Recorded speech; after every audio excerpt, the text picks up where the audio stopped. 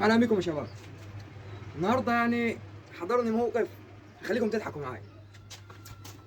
واحد زميلي بيقول لي بص يا حنا، جبت لك حمام فرنساوي. بص لو شفتوه حاجه ابيض شمعه، جفن احمر مش عارف ايه، ما فيهوش وفيه وما شيء، وطلع بالسم. انا الصراحه يعني عجبني يعني الشغل بتاعه والكلام بتاعه، اتشدت لي الحمام. طب يا عم توريني الحمام ده اروح اجيب انا من اللي انت جبت منه. ايه مين ده اللي يديك؟ ده لازم واسطه ولازم مش عارف ايه ولازم الشغل ده كله. طيب يا عم هات فرد من اللي معاك، طيب اشوفه عجبني اخليك تجيب لي يا عم واسطه، حتى فرد منيهم، حتى ادخله الحمام اللي عندي يجيب لي سؤال حلو. ماشي يا عم هوريك الحمام.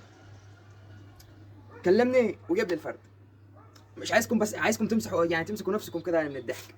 ادي فرد اللحم اللي قال لي جبته. ادي فرد اللحم، ده الفرد اللحم اللي جابه زغليل، قال لي جبته. اصلا ده مش بياكل لوحده، لسه ما اتفطمش. تمام لسه ما اتفطمش. ادي زغلول اللحم الفرنساوي البيور، البيور ها ماشي. تمام. ادي فرد اللحم. طبعا ده اللي اتخدع فيه منكم وبيقول ده لحم، ده مش لحم، ده بلدي ابيض شمعه، بس ده بلدي. ده مش حجم اللحم، دي مش عيون اللحم.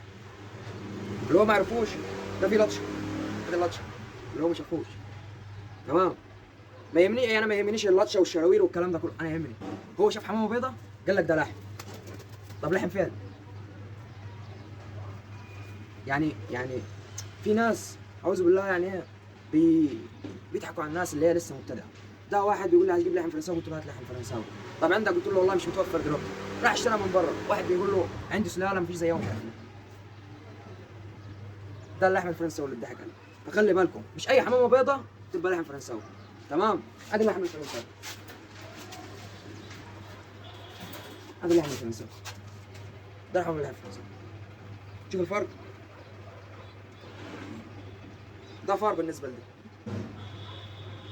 خلي بالكم لحد يضحك عليه. اشوفكم في فيديو جديد ان شاء الله.